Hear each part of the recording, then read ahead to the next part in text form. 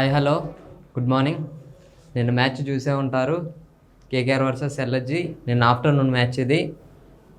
ఆ pitch batting పిచ్చే, కానీ నికోలస్ పూరన్ బ్యాటింగ్ తోపు. ఈ మ్యాచ్ గురించి మాట్లాడుకుందాం. నెక్స్ట్ మ్యాచ్ నిన్న నైట్ జరిగింది, సిఎస్కే వర్సెస్ పంజాబ్. దాంట్లో ఇంకా హైలైట్స్ ఉన్నాయి, అవి మాట్లాడుకుందాం. ఈరోజు నడగబోయే మ్యాచ్ గురించి కూడా మాట్లాడుకుందాం ఈ వీడియోలో. ఫస్ట్ అయితే ఈ మ్యాచ్ గురించి మాట్లాడుకుందాం. కేకేఆర్ బౌలింగ్ ఓకే బాగానే వేశారు, కానీ అంతకంటే బాగా బ్యాటింగ్ చేశారు ఎల్ఎస్జి. పంతు నార్మల్గా 2 డౌన్ 3 డౌన్ దిగుతారు, కానీ నిన్న అగ్రెసివ్గా ఆడాలని చెప్పి పంతు దిగకుండా తర్వాత దిగాలని చెప్పి అగ్రెసివ్గా ఆడే వాళ్ళనే పంపించిండు పంతు. అది మంచిగా వర్కౌట్ అయింది. స్టార్ట్ చాలా బాగా వచ్చింది, పవర్ ప్లేలో బాగా కొట్టారు, 64 రన్స్ సంథింగ్ అట్లా మంచి స్టార్ట్ వచ్చింది. దాన్ని అంతే కంటిన్యూ చేస్తూనే ఉన్నారు. పురాన్ వచ్చాడు, పూనకాలే అసలు సిక్స్లు కొట్టడానికే పురాన్ని వాళ్ళు రిటైన్ చేసుకున్నారు అనిపించింది. అట్లా ఆడిండు, చాలా బాగా ఆడిండు. అదే మ్యాచ్కి చాలా ప్లస్ పాయింట్ అయింది. స్టార్ట్ ఇచ్చిన వాళ్ళు ఓపెనర్స్ చాలా బాగా ఆడారు, కానీ అక్కడ 100 మిస్ అయింది. పురాన్ ఒక టైంలో 100 కొట్టే ఛాన్స్ ఉంది. 12 balls 20 runs 80+ కొట్టిండు. 200+ స్ట్రైక్ రేట్తో చాలా అంటే చాలా బాగా ఆడిండు. ఆ మ్యాచ్ గెలవడానికి చేజు చాలా ఎక్కువ రన్స్, కానీ అందులో ఛాన్స్ ఉంది. ఆ పిచ్కి లాస్ట్ సీజన్లో 162 చేజ్ చేశారంట కేకేఆర్. అదే వాళ్ళ మైండ్ సెట్తో వచ్చారు వాళ్ళు కూడా. వీళ్ళు కొట్టిన రన్స్ చేజ్ చేయాలి అని వచ్చారు. పవర్ ప్లే అయిపోయడానికి 1 side చేసేసారు కేకేఆర్ కూడా. వీళ్ళు ఓపెనర్స్ కూడా అగ్రెసివ్గా ఆడారు, చాలా బాగా. అసలు వచ్చిన వాళ్ళు వచ్చినట్టు ఆడుతూనే ఉన్నారు. వికెట్లు పడ్డా అదే అగ్రెసివ్ మెయింటైన్ చేశారు. సునీల్ నారాయణ్ 30 runs అట్లా కొట్టి అవుట్ అయ్యిండు. ఆ తర్వాత రహానే వచ్చిండు భయ్య. రహానే గేమ్ ప్లే ఏజ్కి గేమ్ ప్లేకి సంబంధం లేదు, ఒక యంగ్స్టర్ ఆడినట్టు ఆడిండు. పవర్ ప్లేలో సెకండ్ హైయెస్ట్, ఐపీఎల్ హిస్టరీలోనే పవర్ ప్లేలో second highest runs, 90+, 90 or something. Super. అసలు ఆ పవర్ ప్లే రన్స్ చూశాక 1 side అయిపోయింది మ్యాచ్. ఎల్ఎస్జి గెలవటం కష్టం అనుకున్నాం. దిగ్వేష్ అంతకు ముందే వచ్చి సునీల్ నారాయణ్ నిన్న వీడియోలో చెప్పాను, మీరు చూసింటే. సునీల్ నారాయణే దిగ్వేష్కి ఇన్స్పిరేషన్. ఆ ఇన్స్పిరేషన్ వికెటే తీసుకుండు నిన్న.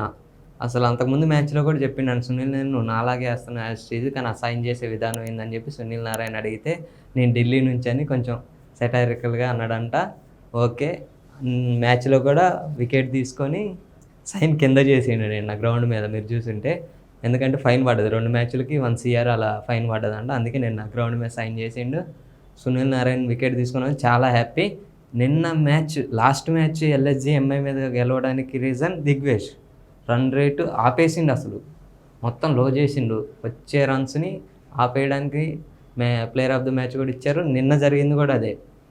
రన్స్ కొడుతున్నారని తెలిసి దిగ్వేష్ని తీసుకొచ్చిండు, వికెట్ తీసుకుండు. ఆ రన్స్ 6 per over అలానే ఇచ్చి దిగ్వేష్ అసలు వాళ్ళని ఆపేసిండు. ఒక సిచ్యువేషన్లో 1 side అయిన మ్యాచ్ని మళ్ళీ ఎల్ఎస్జికి బ్యాక్ తీసుకొచ్చిండు.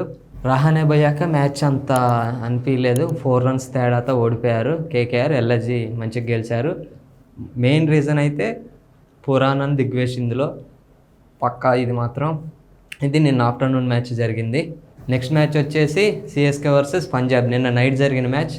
ఇప్పటివరకు నేను చెప్పింది మీకు నచ్చుంటే సబ్స్క్రైబ్ చేసుకోండి. మ్యాచ్లోకి వెళ్దాం. పంజాబ్ టాస్ గెలిచి ఫస్ట్ బ్యాటింగ్ తీసుకుర్రు.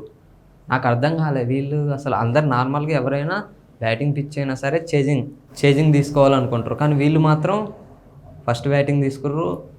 ఆ వికెట్లు పడుతుంటే వీళ్ళు ఫస్ట్ బ్యాటింగ్ ఎందుకు తీసుకున్నారా అనిపించింది. కానీ ఓపెనర్గా వచ్చిన ప్లేయర్ ప్రియాన్స్ ఆర్య మామూలుగా కాలేదు భయ్య. అసలు వికెట్లు పడ్డా సంబంధం లేదు. అవతల అసలు పక్కన ఆపోజిట్ ప్లేయర్ ఉంటాడుగా, వాళ్ళు ఎవరో నాకు తెలియదు, నేను ఒక్కనే ఈ టీంకి ఉంది అనేలాగా ఆడిండు. నేను ఒక్కనే ఆడాలి, నేనే ఆడతా, అవతల వాళ్ళు ఆడనే ఆడకపోయి 4లు 6లతోనే మ్యాచ్ మెయింటైన్ చేసేసిండు. ఐ థింక్ 39 balls 100 కొట్టిండు. అసలు హిస్టరీ మాట్లాడుకుంటే మనం ఢిల్లీ నుంచి ఆడతాడు. ఢిల్లీకి 2023లో మంచిగా పర్ఫామ్ చేసిండంట సయ్యద్ ముస్తఫ్ అలీ ట్రోఫీలో. బట్ అక్కడ ఆక్షన్లో కొనుక్కోలేదు. 24 అంటే ఈ 25 ఆక్షన్కి ముందు ఢిల్లీకి సేమ్ ఆడిండు. మళ్ళీ ఫస్ట్ క్లాస్ క్రికెట్ చాలా బాగా ఆడిండంట. అందులో ఒక ఓవర్లో 6 6లు కొట్టిండంట. నెక్స్ట్ ఇంకో మ్యాచ్లోనేమో 39 balls or 40 balls 100 కొట్టేసిండంట. అలా సెలెక్టర్స్ చూశారు. అక్కడ ఆ మ్యాచ్ తర్వాత ఒక ఇంటర్వ్యూలో ఆ మ్యాచ్ తర్వాత ఒక ఇంటర్వ్యూలో చెప్పిండంట, నేను ఆర్సీబీకి ఆడాలనుకున్నా, ఆర్సీబీ సెలెక్టర్ నన్ను సెలెక్ట్ చేస్తే చాలా హ్యాపీగా ఫీల్ అవుతా, నేను ఆడి ఆర్సీబీ కప్ గెలిపించాలనుకుంటున్నాను కూడా చెప్పిండంట ఆ ఇంటర్వ్యూలో. నెక్స్ట్ అదే కంటిన్యూ చేస్తే సిఎస్కే వాళ్ళు ట్రై చేశారు ఆ ఆక్షన్లో. తర్వాత ఆర్సీబీ కూడా 3 CR వరకు ప్రియాంష్కి 3 CR వరకు బెట్ చేశారు. ఆ తర్వాత పంజాబ్ 3.8 వరకు వెళ్ళారు. 3.8 lakhsకి పంజాబ్ దక్కించుకుంది. ఫస్ట్ మ్యాచ్ 47 ఏమో కొట్టిండు, 50 మిస్ అయింది అక్కడ. నెక్స్ట్ 2 మ్యాచెస్ ఆడలే. మళ్ళీ నిన్న మ్యాచ్ భయ్యా అసలు ఇండియా ఫస్ట్ అన్క్యాప్డ్ ప్లేయర్ 100 చేసిండు ప్రియాంష్ ఆర్య. ఇది ఇప్పుడు నుంచి చూడాలి, ఒక న్యూ ప్లేయర్ వచ్చాడు. నాకు తెలిసి ఇలానే ఇంకో 2-3 మ్యాచెస్ ఆడితే ఇండియాకి సెలెక్ట్ చేసే ఛాన్సెస్ ఉంటాయి. All the best for him. ఇందులోకి వచ్చేస్తే సిఎస్కే సేమ్ బ్యాటింగ్ అదే కొనసాగుతూనే ఉంది. లాస్ట్ మ్యాచ్ చెప్పే, అంతకుముందు మ్యాచ్ బ్యాటింగ్ ఆర్డర్ మార్చుకోవాలి. టెస్ట్ ఆడినట్టే ఆడుతున్నారు. రిటైర్డ్ అవుట్ చేశారు మొన్న తిలకం చేసినట్టే. సేమ్ 50 balls ఐ థింక్ 69 అలా కొట్టిండు. 130 స్ట్రైక్ రేట్ సంథింగ్ 100+ స్ట్రైక్ రేట్తో ఆడుతుండు. రిటైర్ చేసి జడ్డుని తీసుకొచ్చారు, కానీ జడ్డుకి కూడా అంత కనెక్ట్ ఏం అవ్వలేదు.